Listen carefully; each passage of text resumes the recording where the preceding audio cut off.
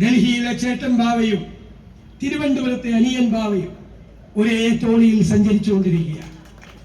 ഏറ്റവും പ്രിയങ്കരായ അധ്യക്ഷൻ ശ്രീ നൗഷാദ്, ഈ സമ്മേളനം ഉദ്ഘാടനം ചെയ്ത നമുക്കേറെ പ്രിയങ്കരായ ഐക്യ ജനാധിപത്യ മുന്നണിയുടെ കരുത്തുകൂടിയായ ശ്രീ PJ ജോസഫ് സാർ, ശ്രീ നമ്മുടെ MP ബഹുമാന്യനായ ശ്രീ കൊടികുന്നൂർ സുരേഷ്, പ്രിയങ്കരായ ശ്രീ KC ജോസഫ്, അഡ്വക്കേറ്റ് മുഹമ്മദ് ഷാ, പ്രിയപ്പെട്ട ശ്രീ നാട്ടം സുരേഷ്, ശ്രീ അഗസ്തി ഷാ, ശ്രീ ശരചന്ദ്ര പ്രസാദ്, ശ്രീ ഫിൽസൺ ഉൾപ്പെടെ കേരള കോൺഗ്രസ് ജില്ലാ പ്രസിഡന്റ് ഉൾപ്പെടെയുള്ള വേദിയിലുള്ള ബഹുമാന്യരായ ഐക്യ ജനാധിപത്യ മുന്നണിയുടെ നേതാക്കളെ, ഏറ്റവും പ്രിയപ്പെട്ട എൻ്റെ സഹപ്രവർത്തകരെ, നമ്മളൊരു മഹായുദ്ധത്തിന് പുറപ്പെടുകയാണ്.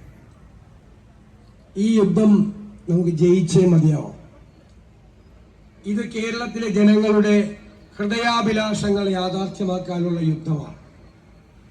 കഴിഞ്ഞ ഒരു ദശകക്കാലത്തെ ഈ ദുർഭരണത്തിന് അന്ത്യം കുറിച്ച് കേരളത്തിൽ ഒരു പുതുയുഗ പിറവി ഉണ്ടാകണം. അതാണ് ജനങ്ങളുടെ അഭിലാഷം. എനിക്ക് മുമ്പ് സംസാരിച്ച നേതാക്കളെല്ലാം വിശദമായി കാര്യങ്ങൾ പറഞ്ഞതാണ്. ഇവർ കേരളത്തെ തകർത്തു തരിപ്പണമാക്കി. ഈ സംസ്ഥാനം ഇതുവരെ കാണാത്ത വലിയ പ്രതിസന്ധിയിലൂടെയാണ് കടന്നു പോകുന്നത്. ഒരു നാടിന്റെ ഘടനയിൽ ഏറ്റവും പ്രധാനം അതിന്റെ നട്ടല്ല. ഒരു നാടിന്റെ നട്ടല്ലാണ് അതിന്റെ സമ്പദ് വ്യവസ്ഥ. ആ നട്ടല് തകർന്നു കിടക്കുകയാണ്. പിണറായി വിജയൻ അടുത്ത മാസം അധികാരത്തോട് സലാം പറയും. പക്ഷേ പോകുമ്പോൾ 6 ലക്ഷം കോടി രൂപയുടെ കടബാധ്യത മലയാളിയുടെ തലയിൽ കെട്ടിവെച്ചിട്ടാണ് പോകുന്നത്. ഈ സർക്കാരിന്റെ സാമ്പത്തികമായ പ്രശ്നങ്ങൾ സാധാരണക്കാരന്റെ ജീവിതത്തെ കൂടെ ബാധിക്കുക. ഇന്ത്യയിൽ ഇന്ന് ഏറ്റവും കൂടുതൽ വിലക്കയറ്റമുള്ള ഒന്നാമത്തെ സംസ്ഥാനം കേരളമാണ്. 12 മാസമായി എല്ലാ മാസവും കേരളമാണ് ഒന്നാം സ്ഥാനത്ത് വരുന്നത്. വേറെ ആർക്കും വിട്ടുകൊടുത്തിട്ടില്ല. ഏറ്റവും കൂടുതൽ വിലക്കയറ്റം. മാർക്കറ്റിൽ ഇടപെടാൻ കഴിയുന്നില്ല. സപ്ലൈകോയ്ക്ക് കൊടുക്കാനുള്ളത് കോടികളാണ്. KSRTCയുടെ ഷെഡ്യൂളുകൾ 3-1 കുറഞ്ഞു. വൈദ്യുതി ബോർഡ് ഉമ്മൻചാണ്ടി സാർ ഉണ്ടായിരുന്നപ്പോൾ ലാഭത്തിലാക്കി. ഒരു യൂണിറ്റിന് 22 പൈസ കുറച്ചു കൊടുത്തു. ഈ 10 വർഷം കൊണ്ട് ലാഭത്തിലായ വൈദ്യുതി ബോർഡിനെ 50,000 കോടി രൂപയുടെ കടത്തിലാക്കിയവർ ഇപ്പൊ തന്നെ 3-4 പ്രാവശ്യം വൈദ്യുതി ചാർജ് കൂട്ടി. ഇപ്പോൾ 5ാമതും കൂട്ടാൻ വേണ്ടിയിട്ട് പറഞ്ഞിട്ടാണ് ഇപ്പോ ഇറങ്ങാൻ പോകുന്നത്. കെട്ടിട നിർമ്മാണ തൊഴിലാളികൾക്ക് പെൻഷൻ കിട്ടിയിട്ട് 19 മാസമായി. നിരവധി ക്ഷേമനിധികൾ തകരുകയാണ്. ചുമട്ടു തൊഴിലാളി ക്ഷേമനിധിയിൽ നിന്ന് കഴിഞ്ഞ വർഷം 100 കോടി എടുത്തു, തിരിച്ചടച്ചില്ല. ഇപ്പൊ വീണ്ടും മുഖ്യമന്ത്രി വിളിച്ചിട്ട് 250 കോടി എടുക്കാൻ പോവാ. അതോടുകൂടി അതിന്റെ കാര്യത്തിൽ തീരുമാനമാവും. നിരവധി ക്ഷേമനിധികൾ തകരുകയാണ്. ഇതാണ് കേരളത്തിന്റെ സ്ഥിതി. 1 ലക്ഷം കോടിയാണ് ജീവനക്കാർക്കും അധ്യാപകർക്കും പെൻഷൻകാർക്കും കൂടി കൊടുക്കാനുള്ളത്. ഈ ബാധ്യത മുഴുവൻ കേരളത്തിന്റെ തലയിൽ വെച്ചിട്ട് ഇപ്പോൾ പോണ പോക്കിന് വീണ്ടും കടം മേടിച്ച് തെരഞ്ഞെടുപ്പ് പ്രചരണം നടത്തിക്കൊണ്ടിരിക്കുകയാണ് ഇവരെല്ലാം. നിങ്ങൾ അറിയണം, നമ്മൾ ഇനി പ്രതിപക്ഷം മാത്രമല്ല, നമ്മൾ അധികാരത്തിലേക്ക് വരേണ്ട മുന്നണി കൂടിയാണ്. നമ്മൾ അറിയേണ്ട ഒരു കാര്യം, എവിടെയെല്ലാം ഈ ഗവൺമെന്റ് പരാജയപ്പെട്ടു അവിടെയെല്ലാം നമുക്ക് വിജയിക്കാം. എവിടെയെല്ലാമാണ് ഈ ഗവൺമെന്റ് കേരളത്തെ തകർത്തത് അവിടെയെല്ലാം നമുക്ക് നമ്മുടെ കേരളത്തെ പുനരുജ്ജീവിപ്പിക്കണം. അതാണ് ഇനി UDFന്റെ ശ്രമം. അതിനുവേണ്ടി കഴിഞ്ഞ 2 വർഷക്കാലമായി നമ്മൾ കഠിനാധ്വാനം നടത്തുന്നു. നമ്മൾ ഗൃഹപാഠം ചെയ്യുന്നു. ഇന്ത്യയിൽ ആദ്യമായി ഒരു മുന്നണി തെരഞ്ഞെടുപ്പിനെ നേരിടാൻ കൃത്യമായ പരിപാടികളുമായി ബദലുകളുമായി ഈ കേരളത്തെ രക്ഷിക്കാനുള്ള പദ്ധതികളുമായി വരിക. ഇവര് തകർത്ത സമ്പദ് വ്യവസ്ഥ നമുക്കതിനെ പിടിച്ചെഴുന്നേൽപ്പിക്കണ്ടേ? കൃത്യമായ ധനകാര്യ മാനേജ്മെന്റിലൂടെ കൃത്യമായ ധനകാര്യ മാനേജ്മെന്റിലൂടെ, തന്ത്രപൂർവമായ നികുതി ഭരണത്തിലൂടെ, കാർക്കശ്യം നിറഞ്ഞ നിലപാടുകൾ കൊണ്ട്, ഖജനാവിലെ ചോർച്ച അടച്ചുകൊണ്ട്, നമ്മുടെ സമ്പദ് വ്യവസ്ഥയെ ഉത്തേജിപ്പിച്ചുകൊണ്ട് നമുക്ക് കേരളത്തിൽ ഇപ്പോൾ പൂച്ച പെറ്റുകിടക്കുന്ന ഖജനാവിൽ പണം കൊണ്ട് നിറയ്ക്കണം. വരുമാനം വേണം. അതാണ് ഒരു സ്റ്റേറ്റിന്റെ ആദ്യത്തെ ചുമതല. വരുമാനം ഉണ്ടാക്കുക. പൂച്ച പെറ്റുകിടക്കുന്ന ഖജനാവുമായി പ്രഖ്യാപനം ചെയ്യുന്ന പ്രസ്താവനയല്ല, ആ പ്രസ്ഥാനമല്ല UDF. ഖജനാവ് നിറച്ചാൽ സാധാരണക്കാരനെയും ഇടത്തട്ടുകാരനെയും ഹൃദയത്തോട് ചേർത്ത് നിർത്തി അവന്റെ സങ്കടങ്ങൾ മാറ്റാൻ, അവന്റെ കണ്ണീരൊപ്പാൻ, അവന്റെ ജീവിത നിലവാരം ഉയർത്താൻ, അതിലൂടെ കേരളത്തെ മാറ്റാൻ UDF ശ്രമിക്കുക തന്നെ ചെയ്യും. നമ്മൾ പറഞ്ഞതെല്ലാം യാഥാർത്ഥ്യമാവുകയാണ്. 1.5 കൊല്ലം മുമ്പ് നമ്മൾ പറഞ്ഞു ആരോഗ്യ കേരളം വെന്റിലേറ്ററിലാണ്.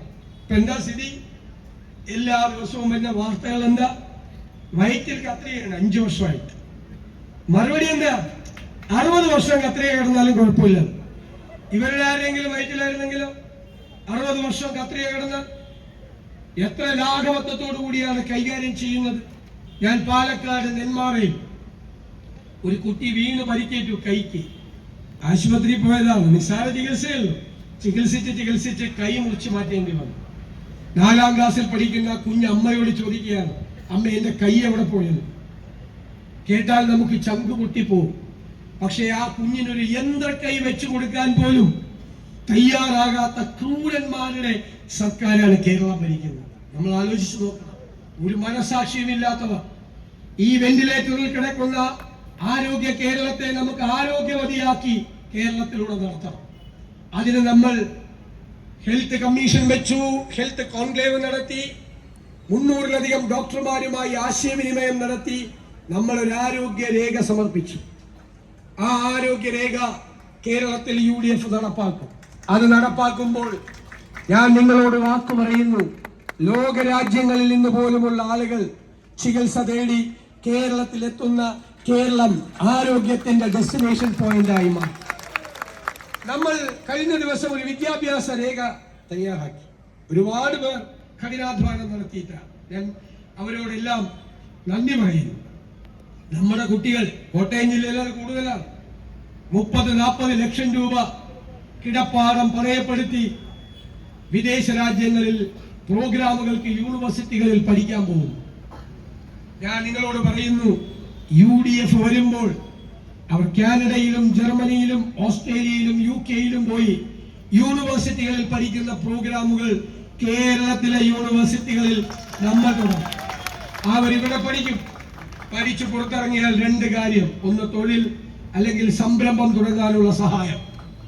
അതിനായി കേരള ചരിത്രത്തിൽ ആദ്യമായി നമ്മൾ തയ്യാറാക്കുന്ന സമഗ്രമായ ഒരു തൊഴിൽ സംരംഭ പദ്ധതി, ഈ ജാഥ, ഈ യാത്ര തിരുവനന്തപുരത്ത് എത്തുന്നതിന് മുമ്പ് നമ്മൾ അവതരിപ്പിക്കും. കാർഷിക മേഖലയിൽ നല്ല പാക്കേജ്, വന്യജീവി ആക്രമണം തടയാനുള്ള സമഗ്രമായ പദ്ധതി, കർഷകർക്ക് അവർ ഉൽപ്പാദിപ്പിക്കുന്ന സാധനങ്ങൾക്ക് ന്യായമായ വില കിട്ടുന്നതിനുള്ള താങ്ങുവില, അവരുടെ വാല്യൂ ആഡഡ് ഉൽപ്പന്നങ്ങൾ, മൂല്യവർദ്ധിത ഉൽപ്പന്നങ്ങൾ ഉണ്ടാക്കി അവർക്ക് കൂടുതൽ വില കിട്ടാനുള്ള സൗകര്യങ്ങൾ, സമഗ്രമായ ഒരു കാർഷിക പാക്കേജ് UDF-ന്റെ കയ്യിലുണ്ട്. ഞങ്ങൾക്ക് ഒരു സ്വപ്നതുല്യമായ പദ്ധതിയുണ്ട്. കേരളത്തിൽ 600 കിലോമീറ്റർ കടലാണ്, 2 അന്താരാഷ്ട്ര തുറമുഖങ്ങളുണ്ട്, ഒരു കണ്ടെയ്നർ ടെർമിനലുണ്ട്, 17 മിനി തുറമുഖങ്ങളുണ്ട്. എല്ലാത്തിനെയും സംയോജിപ്പിച്ച് മിഷൻ സമുദ്ര എന്ന പേരിൽ നമ്മൾ ഒരു കോസ്റ്റൽ ഷിപ്പിംഗ് തുടങ്ങും. ഈ റോഡിലൂടെ പോകുന്ന വാഹനങ്ങളുടെ 70% ഇതിന്റെ 4/1 ചെലവിൽ കടലിലൂടെ പോകും. റോഡ് ഫ്രീ ആകും. 2ാം ഘട്ടത്തിൽ ക്രൂയിസ് ഷിപ്പിംഗ് തുടങ്ങും. പാസഞ്ചേഴ്സ് വരും. 3ാം ഘട്ടത്തിൽ നദികളെ കൂടി സംയോജിപ്പിച്ചുകൊണ്ടുള്ള വിശദമായ ടൂറിസം പദ്ധതി വരും. സിംഗപ്പൂർ പോലെ, സിയാറ്റിൽ പോലെ കേരളത്തെ ഒരു തുറമുഖ നഗരമാക്കി മാറ്റുക എന്നത് UDF-ന്റെ സ്വപ്നമാണ്. ഈ പദ്ധതി തയ്യാറാക്കിയ അന്താരാഷ്ട്ര വിദഗ്ധർ എന്നോട് പറഞ്ഞത്, ഇത്തരം ഒരു പരിപാടി നടത്താൻ കേരളം പോലുള്ള ഒരു മനോഹരമായ സ്ഥലം ലോകത്ത് എവിടെയും ഇല്ല എന്നുള്ളതാണ്. നിരവധി ഏവിയേഷൻ പദ്ധതികൾ ഉൾപ്പെടെ നിരവധി, കുറച്ച് സസ്പെൻസ് ഇരിക്കട്ടെ. പക്ഷേ ഈ യാത്ര തിരുവനന്തപുരത്ത് എത്തുമ്പോൾ കേരളത്തിലെ ജനങ്ങൾക്ക് ഒരു കാര്യം ബോധ്യമാവും. ഇവര് വരുന്ന വരവ് കേവലം ഭരണമാറ്റത്തിന് വേണ്ടിയുള്ള വരവ് മാത്രമല്ല, കേരളത്തിന്റെ മാറ്റത്തിന് കൂടിയുള്ള വരവാണ്. നമുക്ക് നമ്മുടെ മാറ്റം വേണം. ഞാൻ നിങ്ങൾക്ക് പറയുന്നു, ഇനി നമ്മുടെ കേരളം പിന്നോട്ട് പോകില്ല. ഇനി നമ്മുടെ കേരളം മുന്നോട്ട് കുതിക്കുക തന്നെ ചെയ്യും. അതിനായി വരാനിരിക്കുന്ന തലമുറകൾക്ക് വേണ്ടി കൂടിയുള്ള ഒരു കേരളം ഉണ്ടാക്കണം. ഇവിടെ വർഗീയതയാണ് ചർച്ച. ആർക്കും പ്രയോജനമില്ലാത്ത ജനങ്ങളെ ഭിന്നിപ്പിക്കുന്ന വർഗീയത. സംഘപരിവാറുകാർക്ക് നമ്മൾ ഒരുമിച്ചിരിക്കുന്നത് കണ്ടാൽ സങ്കടം. അവർ ഭിന്നിപ്പുണ്ടാക്കും, നമ്മളെ ശത്രുക്കളാക്കും. അപ്പോഴാണ് അവർക്ക് ആശ്വാസം. എന്റെ സങ്കടം സംഘപരിവാറിന്റെ അതേ പാതയിലൂടെ കേരളത്തിലെ CPM-ഉം സഞ്ചരിക്കുന്നു. ഡൽഹിയിലെ ചേട്ടൻ ബാവയും തിരുവനന്തപുരത്തെ അനിയൻ ബാവയും ഒരേ തോണിയിൽ സഞ്ചരിച്ചുകൊണ്ടിരിക്കുകയാണ്. ഇപ്പോൾ കേരളത്തിൽ വർഗീയതയ്ക്ക് തിരികൊളുത്തിയിരിക്കുന്നത് മുഖ്യമന്ത്രി ശ്രീ പിണറായി വിജയനാണ്. ആ വർഗീയത ആളിക്കത്തിക്കാൻ അവർ ശ്രമിക്കുന്നു. നമ്മൾ തിരിച്ചറിയണം, ഒരു തീപ്പൊരി വീണാൽ ആളിക്കത്തിക്കാൻ ശ്രമിക്കുന്ന വർഗീയവാദികൾ ഉള്ള സ്ഥലത്ത് അവർക്ക് തീപ്പന്തം എറിഞ്ഞു കൊടുക്കുകയാണ് CPM ചെയ്യുന്നത്. നമ്മളതിനെ ശക്തിയായി എതിർക്കും. UDF-ന് ഒരു നിലപാടുണ്ട്. ആരും വർഗീയത പറയണ്ട. ന്യൂനപക്ഷ വർഗീയതയും വേണ്ട, ഭൂരിപക്ഷ വർഗീയതയും വേണ്ട. ആര് പറഞ്ഞാലും നമ്മളെ അതിനെ എതിർക്കും. ആര് മതേതരത്വം സംസാരിച്ചാലും നമ്മൾ അതോടൊപ്പം നിൽക്കും. വർഗീയവാദികളെ അടിച്ചതിന്റെ അകത്ത് കയറ്റാത്ത സംഘടനകൾ നമ്മുടെ നാട്ടിലുണ്ട്. അവരോട് നമുക്ക് ബഹുമാനവും ആദരവുമാണ് ഉള്ളത്. പക്ഷെ വർഗീയതയുമായി സന്ധി ചെയ്യുന്നവരെ നമ്മൾ എതിർക്കുക തന്നെ ചെയ്യും. തെരഞ്ഞെടുപ്പിന്റെ കാലത്ത് സാധാരണ ഒന്ന് ഇളകും ഇത്തരം അഭിപ്രായങ്ങൾ. പക്ഷെ നമ്മൾ തെരഞ്ഞെടുപ്പ് കാലത്തും അത് കോംപ്രമൈസ് ചെയ്യില്ല.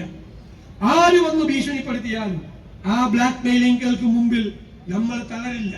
കാരണം നമുക്കൊരു നിലപാടുണ്ട്, മതേതര നിലപാടാണ്. ഞാൻ പറയുന്നത്, പിണറായി വിജയനും VD സതീശനും ഒക്കെ ഇനി കുറച്ചു നാൾ കൂടിയുള്ളൂ, പിന്നെ ഓർമ്മയാകും. പക്ഷെ നമ്മുടെ കേരളം ഉണ്ടാവും, നമ്മുടെ ഈ മക്കളുണ്ടാവും, അവരുടെ മക്കളുണ്ടാവും. അവർ ജീവിക്കുന്ന കേരളത്തിൽ സൗഹാർദ്ദം തകർക്കാൻ ആരെങ്കിലും ശ്രമിച്ചാൽ നമ്മൾ ജീവിച്ചിരിക്കുമ്പോൾ നമ്മൾ അതിന് സമ്മതിക്കില്ല. മതേതര കേരളം ഇരു കൈകളും നീട്ടി നമ്മുടെ ഈ മതേതര നിലപാടിനെ സ്വീകരിക്കുക തന്നെ ചെയ്യുമെന്ന് എനിക്ക് ഉറപ്പുണ്ട്. ഈ തെരഞ്ഞെടുപ്പ് കഴിയുമ്പോൾ നിങ്ങൾ നോക്കിക്കോ, ഈ കേരളം തലയെടുപ്പോടുകൂടി നിന്ന് ഈ രാജ്യത്തോട് പറയും, ഇതാണ് ഞങ്ങളുടെ മതേതര കേരളം എന്ന് അഭിമാനത്തോടെ പറയും. അതിലേക്ക് നമ്മൾ കൊണ്ടുപോകണം.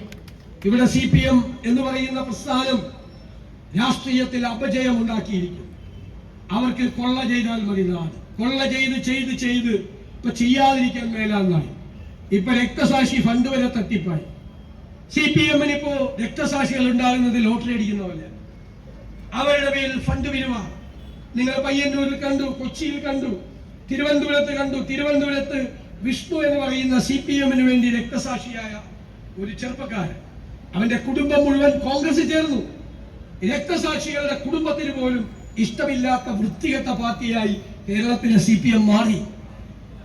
ശബരിമലയിൽ നിങ്ങൾ കണ്ടില്ലേ, അയ്യപ്പന്റെ സ്വർണം കവർന്നതിന് 3 പ്രധാനപ്പെട്ട നേതാക്കന്മാർ ജയിലിൽ കിടക്കുകയാണ്. ജയിലിലാണ്. സ്വർണം മാത്രമല്ല മോഷ്ടിച്ചത്, അയ്യപ്പന്റെ ശ്രീകോവിലിന്റെ മുന്നിലുള്ള അതിമനോഹരമായ സ്വർണത്തിൽ പൊതിഞ്ഞ ദ്വാരപാലക ശില്പം അങ്ങനെ തന്നെ എടുത്തുകൊണ്ട് പോയി ഒരു കോടീശ്വരന് വിറ്റു. അയാളെ പറ്റിച്ചു. അയാൾക്ക് അറിയില്ലല്ലോ ഇത് കള്ള മുതലാണ്. കോടികൾ വാങ്ങിച്ചു. എന്നിട്ട് കോടതി പറയുകയാണ്, അതേ മോഡലിൽ എത്ര കള്ളന്മാരാണ്, ചെമ്പിൽ ഒരു വ്യാജ മോൾഡിൽ അതേ സാധനം ഉണ്ടാക്കി എന്നിട്ട് അതിൽ പൂശി അവിടെ കൊണ്ട് വെച്ചിരിക്കുകയാണ്. ഇതാരും പറഞ്ഞില്ല. ആര് പറഞ്ഞു? 2019 നടന്നത്. ആര് പറഞ്ഞില്ലെങ്കിൽ കള്ളന്മാരെന്ത് ചെയ്യും? വീണ്ടും കക്കും. 2024 വീണ്ടും കക്കാൻ ശ്രമം നടത്തും. വീണ്ടും പൂശണം എന്ന് പറഞ്ഞാൽ വീണ്ടും കക്കണമെന്നാണ് അതിന്റെ അർത്ഥം. അപ്പൊ കോടതി ഇടപെട്ടു. ഞാൻ കരുതുന്നത് സാക്ഷാൽ അയ്യപ്പൻ തന്നെ ഇടപെട്ടെന്നാണ്. കാരണം അദ്ദേഹത്തിന് മനസ്സിലായി, ഇവന്മാർ ഈ പോക്ക് പോയാൽ അയ്യപ്പന്റെ തങ്ക വിഗ്രഹം വരെ അടിച്ചു മാറ്റും. ഇതല്ലേ സ്ഥിതി. അത് കഴിഞ്ഞു. ഈ 3 നേതാക്കന്മാർക്കെതിരായി ഒരു അച്ചടക്ക നടപടി പോലും എടുക്കാത്ത പാർട്ടിയാണ് CPM. അയ്യപ്പന്റെ സ്വരം പേടിയാണ്. അവര് വല്ലതും പറഞ്ഞാൽ ഇപ്പൊ നടക്കണ പലരും അകത്തു പോകും. വീണ്ടും നേതാക്കന്മാർ, അതിനേക്കാൾ വലിയ നേതാക്കന്മാർ അകത്തു പോകും. ഭയമാണ് അവർക്ക്. അത് കഴിഞ്ഞ് ഒരു ദിവസം പെട്ടെന്ന് ബഹുമാന്യനായ മുഖ്യമന്ത്രിക്ക് പിണറായി വിജയന് പെട്ടെന്ന് ഒരു അയ്യപ്പ ഭക്തി. ഞാൻ തന്നെ ഞെട്ടിപ്പോയി, എന്താണത്? ആഗോള അയ്യപ്പ സംഗമം, അയ്യപ്പനേക്കാൾ വലിയ പണം വെച്ചിരിക്കുകയാണ് പിണറായി വിജയന്റെ. കഴിഞ്ഞ ആഴ്ചയാണ് മനസ്സിലായത് മുഴുവൻ തട്ടിപ്പായിരുന്നു, കണക്ക് ചേരുന്നില്ല. 600 പേരാണ് പരിപാടിയിൽ പങ്കെടുത്തത്. 600 പേര് പങ്കെടുത്ത പരിപാടിയുടെ ചെലവ് എത്രയാണ്? 12 കോടി. എല്ലാ കള്ളക്കണക്ക് എഴുതിക്കൊണ്ടിരിക്കുക. എന്താ കള്ളക്കണക്ക്? 600 പേര് പങ്കെടുത്ത പരിപാടിയിൽ ഭക്ഷണം കഴിച്ചത് 3000 പേര്, പ്രഭാത ഭക്ഷണം. ലഞ്ച് കഴിച്ചത് 4000 പേര്, അത്താഴം കഴിച്ചത് 5000 പേര്. അവിടെ കൊണ്ടുവന്ന കിടക്ക വരെ അടിച്ചു മാറ്റി. നന്ദഗോപ ഭജന സംഘം അവിടെ ഗാനമേള നടത്തി 8 ലക്ഷം രൂപ. ഗാനമേള ട്രൂപ്പ് പറയുന്നത് ഞങ്ങൾ ആ ജില്ല പോലും പോയിട്ടില്ലെന്നു. അതൊക്കെ കള്ളക്കണക്ക് എഴുതി വെക്കുക. അപ്പൊ ഞാൻ ഇവരോട് നമ്മുടെ മിനിസ്റ്ററോടൊരു കഥ പറഞ്ഞു. കൊല്ലത്ത് CPM ഭരിക്കും, ഇപ്പൊ നമ്മളാ ഭരിക്കുന്ന കോർപ്പറേഷൻ. ഒരു ഫെസ്റ്റിവലാണ്. അപ്പൊ ഒരു കുതിരയെ കൊണ്ടുവന്നതിന്റെ ഒരു കണക്കുണ്ടാക്കി. കുതിരയെ കൊണ്ടുവന്നത് വാഹനത്തിലല്ലേ, അപ്പൊ വൗച്ചർ എഴുതി മേടിക്കണം. വാഹനത്തിന്റെ വൗച്ചറിൽ വാഹനത്തിന്റെ നമ്പർ എഴുതണം. നമ്പർ എഴുതി കുതിരയെ കൊണ്ടുവന്ന വാഹനം ഓഡിറ്റുകാർ പരിശോധിച്ചപ്പോ കുതിരയെ കൊണ്ടുവന്ന വാഹനം ഏതാണെന്നറിയാം? മാരുതി 800. മാരുതി 800ൽ കുതിരയെ കൊണ്ടുവന്ന വിദ്വാന്മാരാണ് അയ്യപ്പന്റെ സ്വർണ്ണം അടിച്ചു മാറ്റിയത്. കമന്ന് വീണാൽ കാൽപ്പണവുമായി പൊങ്ങുന്ന കൊള്ളക്കാരുടെ സർക്കാരാണ്. അതാണ് മെയിൻ പരിപാടി. എന്നിട്ട് ഇപ്പൊ പ്രഖ്യാപനങ്ങളാണ്. എന്തൊരു തുണിക്കെട്ടിയാണ്. വിഴിഞ്ഞം തുറമുഖം കൊണ്ടുവന്നത് ഞങ്ങളാണ്. ആ ഉമ്മൻചാണ്ടി സാർ KCR മന്ത്രിസഭയിലുണ്ട്, PG ഉണ്ടായി. ഇത് പ്രഖ്യാപിച്ചത് വിഴിഞ്ഞം തുറമുഖം ഉമ്മൻചാണ്ടി. അന്ന് ഈ പിണറായി വിജയൻ പറഞ്ഞ വാക്കെന്താണെന്നറിയോ? 6000 കോടി രൂപയുടെ റിയൽ എസ്റ്റേറ്റ് കച്ചവടമാണ്. ഈ ദേശാഭിമാനി പത്രത്തിന്റെ ഫ്രണ്ട് പേജ് എന്തായിരുന്നല്ലേ? കടൽ കൊള്ള. അത് പൂർത്തിയായപ്പോ അതിന്റെ ക്രെഡിറ്റ് എടുക്കുക. 8 കാലം മമ്മൂഞ്ഞ് തോറ്റു ഇവരുടെ മുമ്പിൽ. സ്ഥലമാണ് ചങ്ങനാശ്ശേരി എന്ന് ഞാൻ നന്ദിപൂർവ്വം ഓർത്തു. ഇപ്പോഴും ആ ഒരു സമരത്തിലാണ്. ആ സമരത്തെ ഞാൻ ഒരിക്കൽ കൂടി അഭിവാദ്യം ചെയ്യുന്നു. ഒരു കാരണവശാലും കേന്ദ്രം അനുമതി കൊടുത്താലും ഇപ്പോഴത്തെ ഈ ഏറെ വരാൻ നമ്മൾ ഒരിക്കലും സമ്മതിക്കും. ന്യായമായ വികസനത്തിന്റെ കൂടെ നമ്മൾ നിൽക്കും. നമ്മൾ ഏതിനെ എതിർത്തിരിക്കുന്നത് എല്ലാ കാര്യത്തിന്റെയും കൂടെ ഉണ്ടാകും. ഇവര് പ്രഖ്യാപനങ്ങൾ മാത്രമാണ്. ഞാൻ പറഞ്ഞല്ലോ, പൂച്ച പെറ്റ് കിടക്കുന്ന ഖജനാവ് വെച്ചുകൊണ്ട് പ്രഖ്യാപിക്കുകയാണ് ചുമ്മാ. ഞങ്ങൾ ഇടുക്കി ചെന്നപ്പോ പിണറായി വിജയൻ കട്ടപ്പന ബസ് സ്റ്റാൻഡിൽ പോയി പ്രഖ്യാപിച്ചു 12,000 കോടി രൂപയുടെ പാക്കേജ്. ഇടുക്കി ഇപ്പൊ ദുബായി ആയി പോയില്ല. അത് കൊടുത്തിരുന്നെങ്കിൽ 20 കോടി പോലും കൊടുത്തില്ല. 12,000 കോടിയുടെ പാക്കേജ്. ഇവരുടെയൊക്കെ വാക്കും പഴയ ചാക്കിന് ഒരേ വിലയാണ്. പഴയ ചാക്കിന് അതിനേക്കാൾ കൂടുതൽ വിലയാണ്. ആവശ്യമുണ്ട്. അതുകൊണ്ട് ഈ വാക്കുകൊണ്ട് ഒരു ആവശ്യമില്ല. അതുകൊണ്ട് ഇവര് പ്രഖ്യാപനങ്ങളുമായി വരുമ്പോ പറഞ്ഞേക്കണം, നിങ്ങൾക്കൊരു വിശ്വാസ്യതയില്ല. ഞാൻ അവസാനിപ്പിക്കുക. ടീം UDF 100-ലധികം സീറ്റുമായി അധികാരത്തിലേക്ക് തിരിച്ചു. അപ്പൊ എന്റെ ചോദ്യം, ചങ്ങനാശ്ശേരിയിൽ ഒരു UDF MLA ഉണ്ടാവില്ലേ? ഒന്നും കൂടി ഉറപ്പ് പറഞ്ഞു. ആ ഉറപ്പ് സ്വീകരിക്കുന്നു. ഞാൻ ചങ്ങനാശ്ശേരിയിൽ ഒരുപാട് പരിപാടിക്ക് വന്നിട്ടുണ്ട്. 10-20 വയസ്സുള്ളപ്പോ തൊട്ട് ഞാൻ യൂണിവേഴ്സിറ്റി ഉള്ളപ്പോ തൊട്ട് ചങ്ങനാശ്ശേരി വരുന്ന. പക്ഷേ ഇത്ര ഒരു വലിയ സ്വീകരണം ഞാൻ കണ്ടിട്ടില്ല ചങ്ങനാശ്ശേരി. എന്നെ അത്ഭുതപ്പെടുത്തി ചങ്ങനാശ്ശേരിയിൽ സ്വീകരിക്കാൻ നിന്ന പരിപാടി. എനിക്ക് നന്ദി പറയാൻ വാക്കുകളില്ലാതെ ഞാൻ നിർത്തുന്നു. നമസ്കാരം. ചങ്ങനാശ്ശേരി പൗരാവലിക്ക് വേണ്ടി നമ്മുടെ പ്രിയപ്പെട്ട നഗരപിതാവ് ശ്രീ ജോമി ജോസഫ് ബഹുമാന്യനായ പ്രതിപക്ഷ നേതാവിനെ പൊന്നാട അണിയിച്ച് ആദരിക്കുന്നു, ഉപകാരം നൽകുന്നു. ബഹുമാന്യനായ ശ്രീ പ്രതിപക്ഷ നേതാവിനും ശ്രീ കൊടിക്കുന്നിൽ സുരേഷ് മതമൈത്രിയുടെ നാടായ ചങ്ങനാശ്ശേരിയിലെ മതേതരത്വത്തിന്റെ പ്രതീകമായി ശ്രീ വർഗീയതയ്ക്കെതിരായ കരുത്തുറ്റ പോരാളി VD സതീശന് ശ്രീ KPCC മെമ്പർ അജീസ് ബെൻ മാത്യൂസ് ഉപകാരം നൽകുന്നു. സ്നേഹം നിറഞ്ഞവരെ, പുതിയ യാത്രയ്ക്ക് വിസ്മയവുമായി ചങ്ങനാശ്ശേരി UDF കഴിഞ്ഞ കാലങ്ങളിൽ 25 വർഷക്കാലമായി